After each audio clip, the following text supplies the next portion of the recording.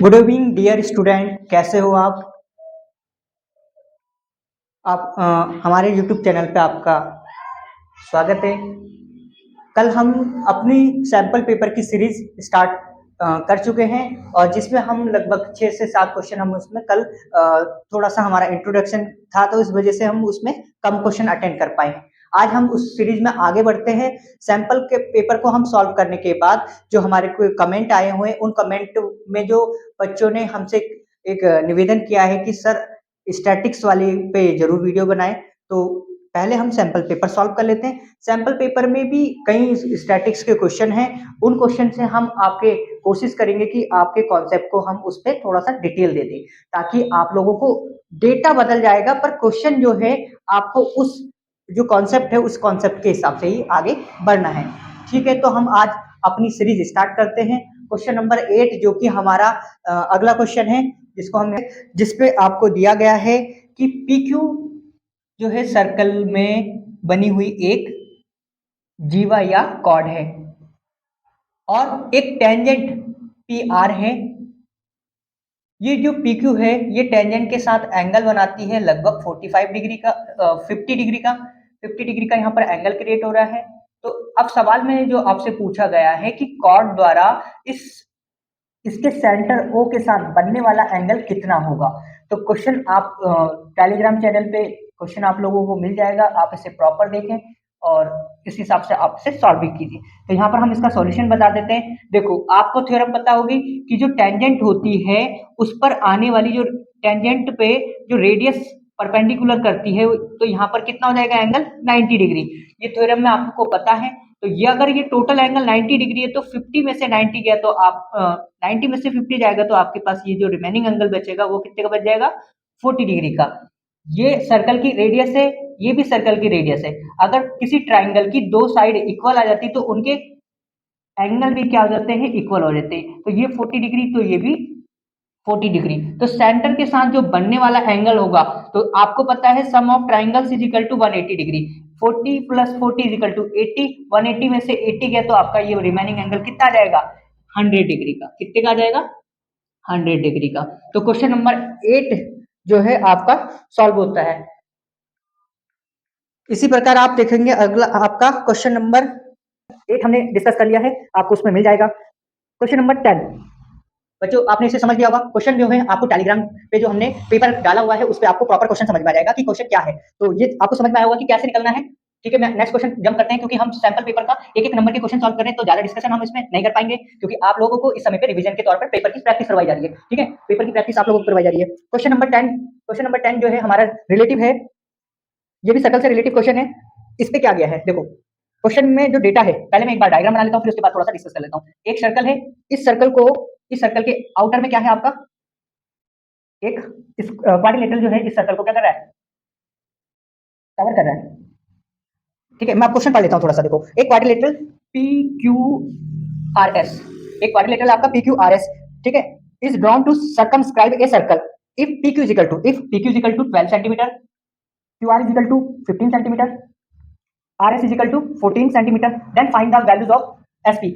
आपको SP की values find करनी है। ठीक है, तो आपको इससे रिलेटिव थ्योरम को कंफर्म करने ध्यान रखने की जरूरत है। होता क्या है जब किसी सर्कल को किसी एक क्वाड्रिलेटरल द्वारा एक सर्कल को कवर कर लिया जाता है तो इसमें जो आपकी प्रॉपर्टीज होती है, तो देखो ये एक अगर लॉन्ग क्वेश्चन आता है तो तब तो उसको आप प्रूव करके देखोगे, अदरवाइज आप इसको डायरेक्ट समझ सकते हो कि जो अपोजिट साइड्स होती हैं, अपोजिट साइड मतलब PQ प्लस RS, इसका सम बराबर हो जाता है अदर अपोजिट साइड के RQR प्लस PS या SP के। तो यहाँ पर आप इस थ्योरम का यूज करोगे, डायरेक्ट आप यूज करोगे तो आपको वैल्यूज मिल जाएगी SP की। कितनी हो जाएगी SP? PQ आपको देखा है 12 plus RS is equal to 40 is equal to RQ is equal to है या QR इज इक्वल टू है आपका 50 प्लस SP। तो SP इज इक्वल टू कितना हो जाएगा आपका SP इज इक्वल टू, इनको जोड़ दोगे तो आपका कितना हो जाएगा 26 minus 15 is equal to 11 value जो है आपको सेंटीमीटर में देगी तो 11 सेंटीमीटर आपका क्या हो जाएगा ये वैल्यूज हो जाएगी। तो है क्या थ्योरम कि जब एक क्वाड्रिलेटरल में आपका जो सर्कल है इस क्वाड्रिलेटरल के अंदर है तो ये यहाँ पर थ्योरम जो होती है वो ये कहती है कि जो जब ऐसी कोई भी कंडीशन आपके पास मिलती है तो अपोजिट साइड होती है ये आपस में क्या हो जाती है, इनका सम अपोजिट साइड का सम इक्वल होता है आपस में। तो ये चीज एक एक मार्क्स की है तो हमने इसको डायरेक्ट डिस्कस कर लिया। ठीक है, जब ये लॉन्ग क्वेश्चन होगी तो हम इसको प्रूव करके दिखाएंगे। नेक्स्ट क्वेश्चन पे sin थीटा, क्वेश्चन नंबर है आपका 11 जिसमें वैल्यूज दी है sin theta is equal to आपको दिया हुआ है a अपॉन b। तो आपसे पूछा गया है कि इस वैल्यूज का साइन थीटा आपको a अपॉन b के रूप में दिया, तो आपसे पूछा गया cos थीटा का मान कितना होगा। तो देखो बहुत प्यारा क्वेश्चन है, सीधे से डायरेक्ट आप इसे सॉल्व कर सकते हैं। आपने ट्रिग्नोमेट्री पढ़ ली है तो आपको फार्मूला याद होना चाहिए कि जो cos थीटा होता है, cos थीटा को आप sin थीटा के रूप में लिख सकते हो। क्या लिख सकते हो? 1 माइनस sin स्क्वायर थीटा। अगर आपको ये प्रॉपर पता है कि sin square theta plus cos square theta इसकी वैल्यूज होती है आपकी 1, तो आप इसको डायरेक्ट निकाल सकते हैं कितना, cos theta equal to 1 minus sin square theta. तो कितनी हो जाएगी वैल्यूज, आप सॉल्व कर लीजिए। sin theta equal to a upon b, तो a अपॉन b का मतलब a का स्क्वायर अपॉन b का स्क्वायर, तो क्रॉस मल्टीपल कर देंगे इसके साथ, एलसीएम आ जाएगा आपका b square minus a square, root के अंदर ये सारी वैल्यूज, तो आपका फाइनल मान कितना हो जाएगा, under root b square minus a square upon b। ये आपका आ जाएगा cos थीटा के रूप में इसका मान। ठीक है, तो आप लोगों को समझ में आ रहा होगा। ठीक है, हम अपने नेक्स्ट क्वेश्चन पे आ जाते हैं, फटाफट आप इस चीज को नोट करते रहेंगे। अब आ जाते हैं हम अपने नेक्स्ट क्वेश्चन पे, जो कि ट्रिग्नोमेट्री से रिलेटेड ही ये भी क्वेश्चन है। नेक्स्ट क्वेश्चन, क्वेश्चन नंबर 12 आपका है, ये भी ट्रिग्नोमेट्री से रिलेटेड क्वेश्चन है। यहाँ पर वैल्यूज आपसे इक्वल पूछी गई कि किसके बराबर आएगा मान। क्वेश्चन है sec a बराबर sec a plus tan a into 1 minus sin a, इस ये वैल्यूज किसके बराबर होगी, आपको गिवन ऑप्शन है, हम इसे सॉल्व करते हैं फटाक से। तो देखो सॉल्व क्या करना है, ये वैल्यूज आपस में इनको बताना है कि किसके, इसका मान दिए गए ऑप्शन में किसके बराबर है। तो आपको देखो डायरेक्ट सॉल्व करते हैं, इसको सॉल्व कर लेते हैं। sec a plus tan a को हम चेंज कर लेते हैं, क्या हो जाएगा, sec a बराबर आप क्या लिखते हैं 1 अपॉन cos a, और tan को क्या लिख सकते हो आप sin a upon cos a। इस वैल्यूज को आपको मल्टीपल करना है 1 माइनस sin a से। तो अब देखो इस वाली वैल्यू जो ब्रैकेट के अंदर है उसको सॉल्व करेंगे तो आपको एलसीएम मिल जाएगा cos a, एलसीएम मिल गया तो ऊपर वाली वैल्यूज 1 प्लस sin a आ जाएगी, और ये मल्टीपल में वैल्यू चली 1 माइनस sin a। तो देखो 1 plus sin a 1 minus sin a अगर देखा जाए तो कंपेयर करते ही आपको पता चल जाएगा, ये फॉर्मूला बनेगा किसका, a plus b into a minus b का, जो कि आपका क्या हो जाता है a square minus b square, इस रूप में आपका कन्वर्ट हो जाता है। तो आप इसको कन्वर्ट कर लेंगे कितने, 1 का square minus sin square a upon में cos a। तो देखो इसको सॉल्व कर दो, 1 का स्क्वायर 1 ही रहेगा, sin स्क्वायर को आप क्या लिख सकते हो sin square a upon cos a।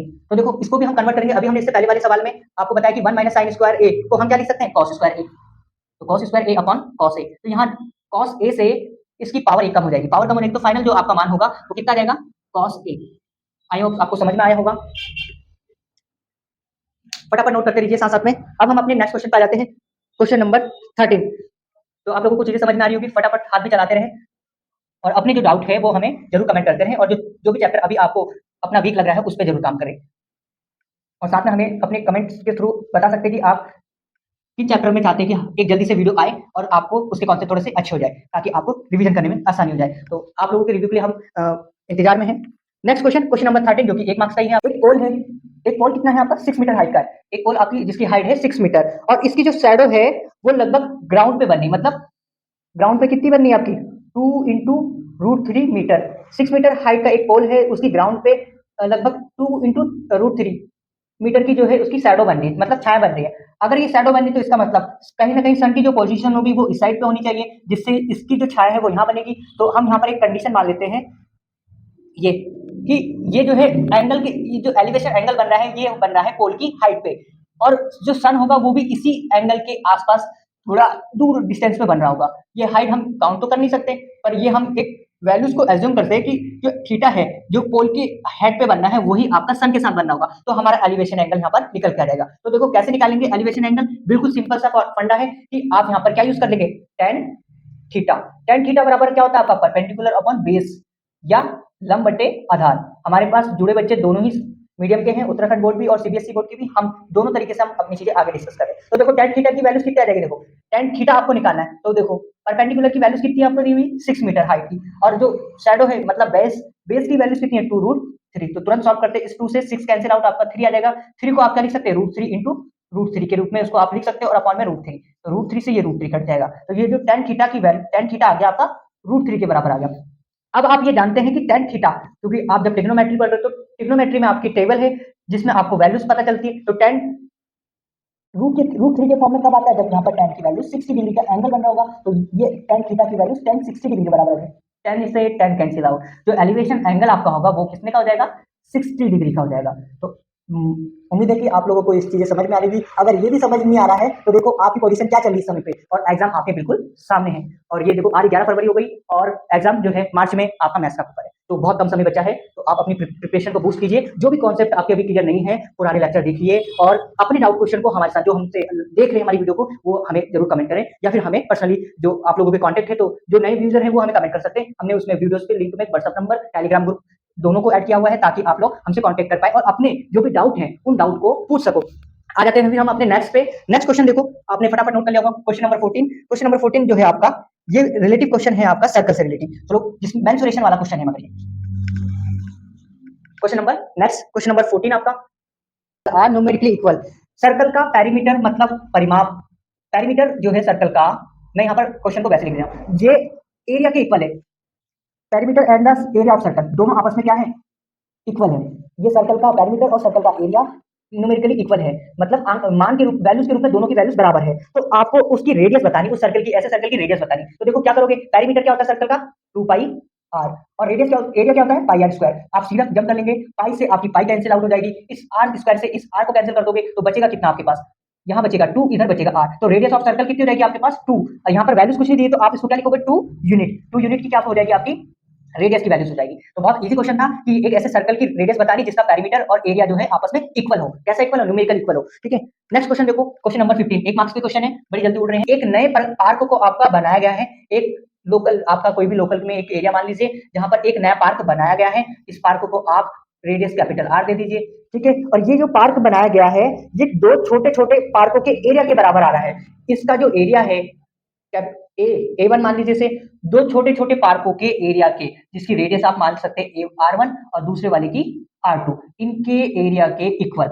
मतलब ए वन का जो एरिया है वो इन दो छोटे छोटे जो आपके बन रहे हैं इनके एरिया के बराबर है, इनके एरिया के योग के बराबर है या सम के। ठीक है, दोनों का सम जो है इस बड़े वाले पार्क के सम के बराबर है। और साथ में आपको ये दे रखा है कि जो छोटे पार्क हैं आपके, पहले वाले पार्क, एक पार्क की रेडियस आप, एक पार्क की डायमीटर आपको दे रखी है, बड़े वाले पार्क की डायमीटर आपके पास दे रखी है। डायमीटर तो आप जानते हो रेडियस का 2 टाइम्स मल्टीपल, तो डायमीटर जो है, एक डायमीटर आपकी 16 मीटर है और दूसरी डायमीटर आपकी 12 मीटर है। जो छोटा पार्क है, सर्कुलर पार्क है सबके सब। ठीक है, तो इसकी डायमीटर है 12 मीटर, डायमीटर के मतलब व्यास। ठीक है, D1 जो है आपका 12 मान लीजिए, बड़ा वाले को हमने D2 डिजाइन कर दिया। तो देखो, तो जब आपको डायमीटर पता चल गई तो रेडियस क्या होता है, रेडियस जो होता है डायमीटर का हाफ होता है। तो आपको पता चल जाएगी ये रेडियस कितनी हो जाएगी छोटे पार्क की 6, और जो दूसरा पार्क है आपका उसकी रेडियस कितनी हो जाएगी D2/2 is equal to R2 is equal to कितनी हो जाएगी आपके पास 8 मीटर और ये 6 मीटर। तो आपको एरिया बताना है, नए पार्क की रेडियस बतानी। तो आप क्या करोगे, एरिया पाई आर स्क्वायर बराबर इसका area pi R square pi R one का स्क्वायर प्लस पाई R2 का स्क्वायर। तो यहाँ से आप क्या कर लोगे, पाई दोनों जगह से कॉमन निकल रहा है, आप कॉमन निकाल दीजिए। R1 क्या है यहाँ पर 6 का स्क्वायर प्लस R2 कितना है आपका 8 का स्क्वायर। यहाँ बचा क्या है आपका पाई आर स्क्वायर। तो आप क्या करेंगे, यहाँ आर हमने कैपिटल लिया तो कैपिटल इसको कर लेंगे आप कन्वर्ट, ये पाई से ये पाई वैल्यूज कैंसिल आउट हो गई। आर स्क्वायर बराबर आपका क्या रहा है 6 का स्क्वायर 36, 8 का स्क्वायर 64।